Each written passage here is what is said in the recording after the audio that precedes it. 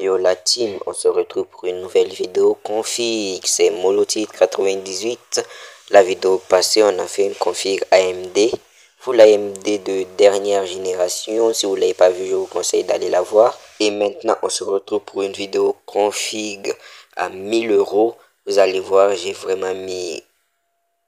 Tout est ouf dans la config, vous pouvez stream, jouer, faire des bons montages, vous verrez.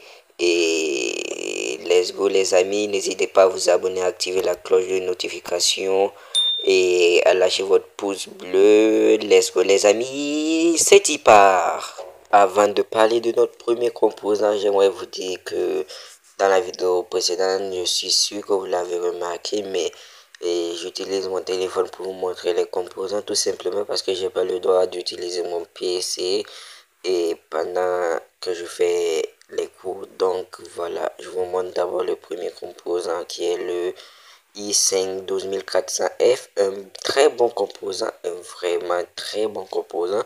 C'est le composant qu'il faut dans une config à 1000 € ou de l'AMD, du Ryzen. Vous verrez, j'ai pris celui-là, il est ici que 12 Red, déjà un très bon processeur qui nous aidera dans notre tâche. Il peut aller jusqu'à 4,40 GHz et vous verrez que c'est vraiment un très bon processeur les refs web. On continue avec le deuxième composant qui est tout simplement le système de refroidissement de notre processeur et vous verrez que je vous ai pas délaissé. Bon, pour le système de refroidissement, j'ai pris un Ventirad, mais vous pouvez prendre un autre comme vous voulez. Mais moi, j'ai pris celui qui est RGB pour vous. Si vous voulez prendre un autre, rassurez-vous qu'il est écrit juste LGA 1700 là-bas et voilà. Et vous verrez que ça passera très bien dans votre config et vous verrez qu'il refroidira très bien notre processeur, le i5 12400F. Et voilà quoi. Ensuite, nous avons la carte mère, un LGA 1700, tout simplement parce que le processeur que nous avons pris est un LGA 1700. Tout simplement, si vous avez pris le même processeur que moi et que vous voulez changer de carte mère parce que celle-là vous plaît pas et peut-être qu'elle rentre pas dans votre budget de 1000 €. Bref, vous prenez une qui a un LGA 1700 si vous avez pris le même processeur que moi.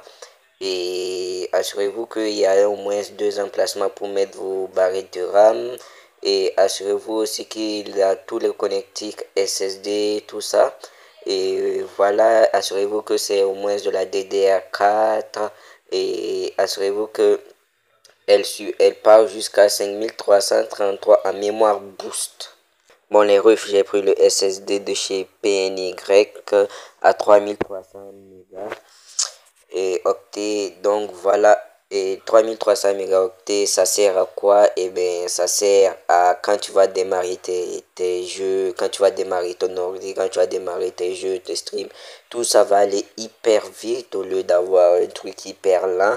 Donc prenez au moins un SSD qui dépasse 3000 mégaoctets. Moi j'ai pris 3300, déjà ça passe. Voilà les refs. Ensuite, nous avons les RAM de chez Corsair, les refs à 3200 MHz en DDR4, c'est très important. J'ai pris les RGB parce que tout le monde aime quand son PC brille. Et voilà, si vous voulez descendre un peu le budget, vous pouvez prendre ceux qui sont pas RGB, les Corsair Vengeance. Et là, c'est un CLC, c'est hyper bien, en 3200 MHz de la DDR4. Rien à dire, perfecto, allez-y, prenez-le, les yeux fermés, je vous le conseille. Bon, les refs, maintenant, on est vraiment là. Tout le monde a ça dans son PC à 1000 €. Et bien, c'est la 4060 Ti. Ne prenez pas de AMD si vous voulez stream, je vous le jure. AMD, c'est bon pour les jeux et c'est tout. C'est tout. Autant pour un peu de montage et de 3D, mais c'est tout.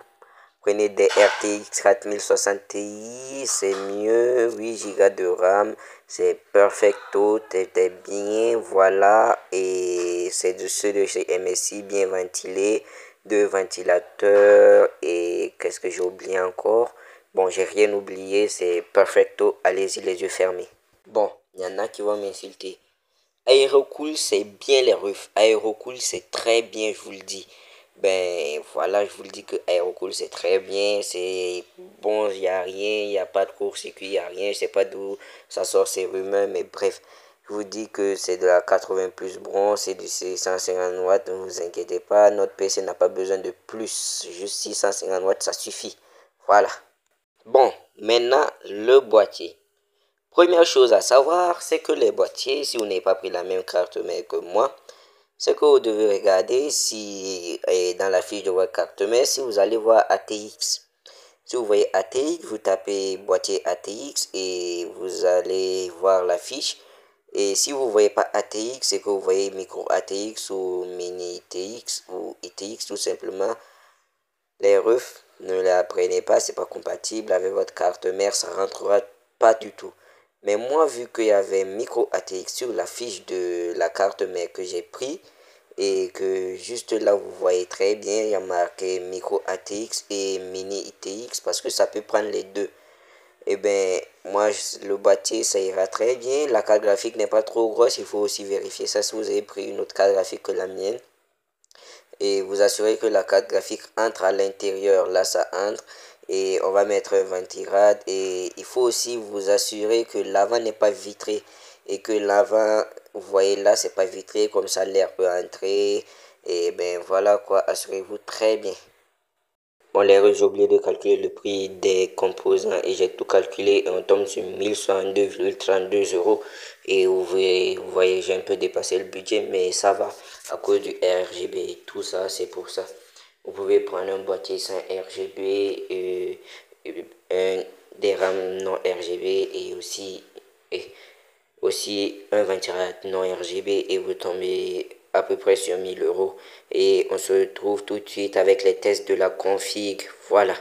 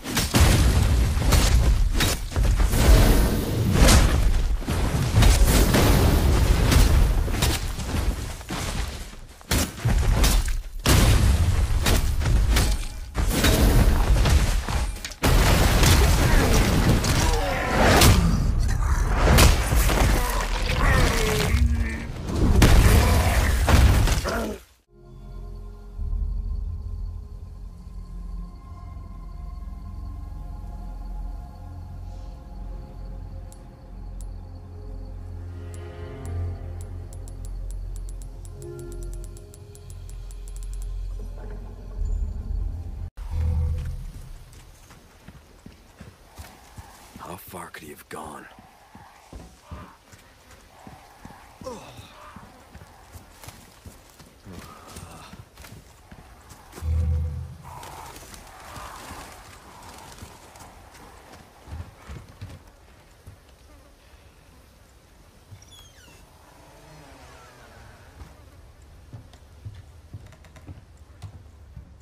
Anyone home?